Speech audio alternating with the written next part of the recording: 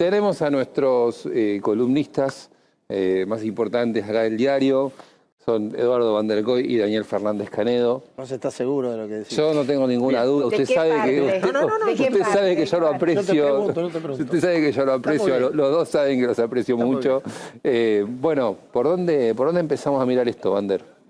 Bueno, ustedes empezaron por lo de Milei, que no sé si es otro Milei, pero claramente Juntos por el Cargo no existe más. Es Juntos por el Cambio. Es la necesidad de lo que le habían dicho el sábado a la tarde en una reunión que mantuvo con uno de sus asesores, que dijo: si no ganamos en primera, vos tenés que hacer una convocatoria a la unidad nacional, como dicen todos. Un poco lo que acaba de hacer, que es lo que queda. A mí me parece que el dato aquí no es solo Juntos por el Cambio. El dato aquí son los 7 puntos de Schiaretti. A ver. Claro. Ese es un tema que hay que analizar. Bueno, a ver, casi duplicó lo que había sacado en las PASO. Schiaretti es una persona que ha tenido bastante proximidad con Mauricio Macri. El macrismo le ha ido muy bien en Córdoba.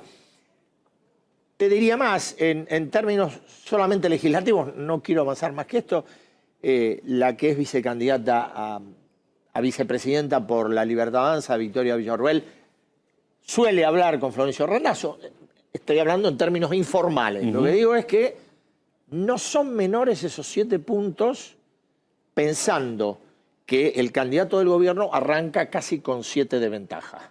Entonces, Eduardo... Entonces, ese es un dato para la segunda vuelta a tener en cuenta. Después habrá que ver, a ver, en Juntos por el Cambio hay un terremoto. Claro. Ya se venía gestando, ¿no? Había pequeñas réplicas y ahora se produce con el resultado opuesto. También hay que ver cómo se alinea. Mi pregunta es, ¿quién tiene a esta altura en Juntos por el Cambio capaz de ejercer una conducción para establecer algún tipo de puente y negociación con La Libertad Avanza? Y no veo quién todavía, no veo quién. Claro. Sobre todo por las palabras lanzadas por Milei, que han sido muy agresivas en algunos casos. Pero vos estás planteando ahora el caso Schiaretti, que es un voto que van a ir a buscar los dos. Claramente. ¿No? Eso por un lado. Ahora, ¿vos podrías trazar una línea directa en un Juntos por el Cambio roto o agrietado o quebrado, en que el PRO de Macri se va con Milei y la gente de Horacio Rodríguez Larreta o los radicales que hay ahí se vayan con Massa a ese gobierno de unidad que le está convocando? A ver, de arranque no veo a todo el PRO yéndose con Javier Milei. Es cierto también, porque si lo de agosto de Milei fue un impacto para todos, digo, para el gobierno desde ya y para Juntos por el Cambio también, porque Juntos por el Cambio supuestamente era primero en esa elección de agosto. Para el mundo, diarios internacionales. Bueno, sin duda. Digo, este resultado, para Juntos por el Cambio, al margen del daño que le hace a Juntos por el Cambio, tiene un efecto y un golpe muy potente. Claro. Porque lo que está poniendo a prueba en Juntos por el Cambio es justamente algo de lo que Patricia Bullrich dijo en el discurso, que es, bueno, nosotros encarnamos todo este tiempo la resistencia al populismo y a la corrupción. Claro, tal cual. Dani Canedo, ¿qué discusión viene mientras esperamos que... está por hablar ahora, Sergio Massa, me cuentan los chicos de producción. Esperamos... Ya, está ahí Massa. Está Massa en pantalla. A ver, está entrando en pantalla. Mientras te pregunto, Dani, ¿qué discusión viene económica a partir de mañana? Porque tenemos un candidato ganador, pero con una economía fracasada que no pudo conducir, a pesar del plan platita y todo lo que quieras, y la dolarización. Bueno, me parece que recién lo escuchamos a Milei claramente, que el problema que tenés acá, uno de los problemas que tenés acá, y ahí está ya Sergio Massa, me parece, sí. es que, bueno, que la transición no va a ser una transición tranquila y que puedan llegar a un acuerdo entre Massa y Milei. Si vos ves los resultados, lo que tenés es que el 60% de la Argentina votó por otra economía, ¿no? Dani, nos quedamos ahí hablando un poco de la discusión económica que se viene. Ahora volvemos a la política, pero ¿cuál es la discusión que se viene mañana? ¿No? Que decía que, bueno, no hay, acá lo que se ve es que no hay la posibilidad de un acuerdo para el tránsito, un tránsito tranquilo de acá al 10 de diciembre, digamos, o al 19 de noviembre. Me parece que lo que empieza a verse hoy en estas pocas horas es que hay cierta descompresión en materia cambiaria a partir de que la dolarización que parte del mercado temía con un Milei ganando en primera vuelta, bueno, se fue desdibujando, hoy está más lejos y me parece que lo que hay es la idea de que Massa va a aplicar la vieja regla futbolística de que equipo que gana no se cambia, toca, claro. con el cual no se toca, con el cual vamos a ir a un esquema de mantener el esquema actual de, por un lado, tratar de atrasar el dólar, tratar de atrasar las tarifas y por el otro lado un plan platita, ¿no? De tratar de incentivar el consumo en el mercado interno. Me parece que le ha dado resultado, con lo cual, ¿por qué va a cambiar? Ahora, Claro. equipo que gana no se cambia, pero al final él tampoco, a diferencia de los otros candidatos, Eduardo, él no anunció cuál sería su gabinete. Eso fue una buena estrategia. El misterio, ¿qué va a pasar ahora? No, ¿Y qué sí. información tenés sobre No, quiénes fue una podrían buena ser? estrategia, digo, si me guío por cuál fue el resultado, fue una buena estrategia. Me parece que lo que acaba de decir es clarísimo, casi Unidad en espejo. nacional. Te diría que más profundamente que en espejo de lo que dijo Milei, porque mencionó los que votaron en blanco, lo mencionó a Juan Schiaretti, Claro. mencionó al radicalismo, es decir, fue muy concreto, muy explícito acerca de quiénes creen él que puede integrar un gobierno. Incluso dijo, más allá de diferencias ideológicas, habrá que buscar acuerdos en torno a la formación de un futuro de unidad nacional, también marcando que todo el discurso tuvo un tono de batalla terminada. Vos recién No mostrabas, es así. marcabas la soledad. es así. Dándose por presidente. Efectivamente. Marcabas el dato de que estabas solo en el escenario. Y además, bueno, este es un dato que yo creo que tiene más lectura hacia adentro del peronismo que hacia afuera. El ganador está solo. Él dijo durante toda la campaña, yo asumí esto, este no es mi gobierno va a ser otro. Está en el atril solo, sin compañía de nadie. Ni siquiera de quien lo tuvo como compañero de fórmula, Agustín Rossi. Creo que esta imagen está diciendo mucho de lo que puede venir.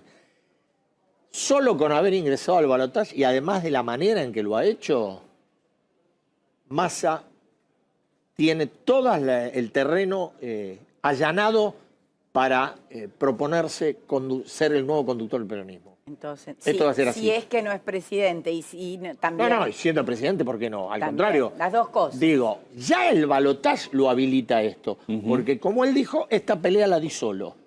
Lo viene repitiendo. Claro. El balotaje lo habilita. Si es presidente, bueno, habrá que ver qué planes mayores tiene. Dani, y todos los anuncios económicos los hizo solo. Toda la campaña, vos decías, la hizo. Toda la campaña lo hizo solo, toda la campaña. Y aparte me parece que fue Massa, una de las dudas que hay es si Massa en este periodo de transición va a poder mantener el dólar oficial en 350 pesos cuando hay una brecha del 160%, cuando tiene que pagarle al Fondo Monetario Internacional esta semana 2.600 millones de dólares, pero tiene un swap chino. Massa ha demostrado en el año de gestión que es capaz de generar divisas y conseguir divisas donde sea, de Qatar, del swap chino. De la CAF, que le sirvió para un pago. Sí, le sirvió también haber hecho los dólares soja 1, 2, 3, 4, campo 1. Me parece que lo que demostró es ser un ministro de Economía y ahora candidato que consigue dólares. Y cuando conseguís dólares en Argentina tenés como un plafón político que evidentemente entre los dólares que consiguió, el dólar... tengamos en cuenta que Massa el 14 de agosto devaluó, aumentó el dólar 20%, esto provocó en un bimestre una inflación del 25%, provocó una disparada de la pobreza y sin embargo, bueno, logra salir primero en las elecciones. ¿Y qué ministro de Economía se imaginan ustedes de Massa que, como vos acabas de decir, ha sido un buen, no un buen ministro, sino un buen gestor de la doble figura de ministro y candidato?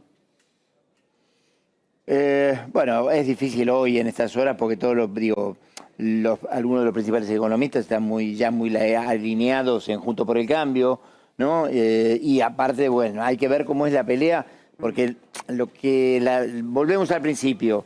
Si hoy pierde espacio la dolarización de Milei, hay que ver qué ministro que no sea dolarizador, sino un bimonetario, digamos, que permita circulación de dólares, pero también de pesos desde ya, y no pensar que el peso es un excremento, como dijo Milei. Claro. Me parece que ahí surge la posibilidad de varios ministros de Economía. Pero hasta ahora lo que se ve, y lo vimos claramente, es Massa solo, Claro. jugando como político y jugando en la economía. Eduardo, ¿cómo esto de que Massa hoy sí es el jefe del peronismo? Yo digo bueno, que va en busca tiene, de... tiene No esos es- avales. No lo es todavía. Claro, no lo Parece es en lo que formal. Este resultado de balotaje, Sí. porque no es un resultado cualquiera, él viene de 27 puntos. Claro, se levantó, se pegó una Viene de levantada. 27 10 puntos. Y como puntos. decía Daniel Claro. recién, viene de 27 puntos. 10 puntos. Y en un recorrido económico desastroso. Con lo cual, digo, nos debería interpelar a nosotros también. Claro. No, porque digo, a ver, Por yo no supuesto. puedo tener otro juicio. Me cuesta tener otro juicio que no sea el de pensar que la gestión del mes de agosto hasta hoy fue horrible. Ahora, Exacto. evidentemente hay un sector de la sociedad importante que no lo percibe así. Sí, Hoy- ahora perdóname, pero Sí. porque ahí me parece que lo que también hay que computar es cuánto del factor miedo a la dolarización seguro. o de que se va a cerrar, quemar el Banco Central que generó Milei, ¿no? O esta idea de decir, no apuesten al peso, no hagan depósitos a plazo fijo en pesos, porque el peso es menos que un excremento, es estiércol. Sí. Me parece que también le jugó muy a favor Sin a duda. Massa en términos de decir, quédate tranquilo que yo te consigo los dólares. Cuando decíamos que Milei venía a proponer terminar con la casta y que un sector importante de la población estaba diciendo que explote una bomba y no importa más nada, ahí digo, nos interpela porque pareciera que no, que había otra lectura posible. No, y hay cosas más profundas, creo yo, ¿no? A ver. Yo creo que nosotros, no en lo individual, pero sí, digo, creo que hicimos una lectura muy prematura del giro antiestatista de la sociedad argentina. Me parece que no es así. Claro. Porque cuando vos revisabas los focus, incluso de los votantes de Milei en las PASO, bueno, había aspectos, la educación, por ejemplo, ¿no? La educación pública. Pública. Lo del voucher era Bueno, una extravagancia. trenes, privatizar, Aerolíneas argentinas. privatizar ¿No? los trenes. Esa hay- idea no era tan lineal. Yo creo sí que hay, y no es un fenómeno de acá solamente, yo creo que sí hay, y sobre todo en los sectores más juveniles, y que él representa una franja de 16 a 25, sí creo que hay una revalorización de lo que significa la libertad en términos de bien de vida.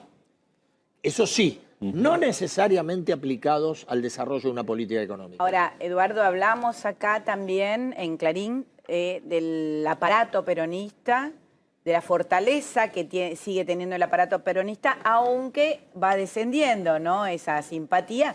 De hecho, si uno mira... Claro, a lo mejor en hay- un siglo más no está, ¿no? Claro, eso por un lado. Quiero saber tu opinión.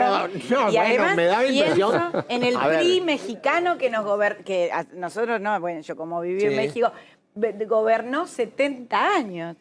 Y Yo- hay que ver López Obrador, si no es A un ver, PRI la verdad es que renovado. cuando uno tiene la impresión que esta elección va a resetear el peronismo, creo que el kirchnerismo va a ir de a poco pasando a un segundo lugar, por muchas razones, porque ha sido un fracaso en el poder, porque se ha envejecido la cámpora no es lo que era y no ha tenido recambio de dirigentes. Entonces me parece que ahí hay puede haber un nuevo ciclo del peronismo.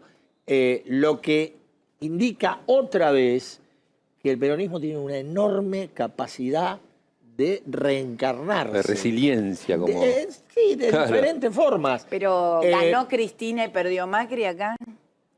¿Cómo ganó Cristina? No entiendo. Hay una No, yo victoria creo, de yo creo que, Cristina. a ver, Cristina y Macri, desde el momento en que decidieron que no eran candidatos, marcaron una raya de que empezaban el retroceso, claramente.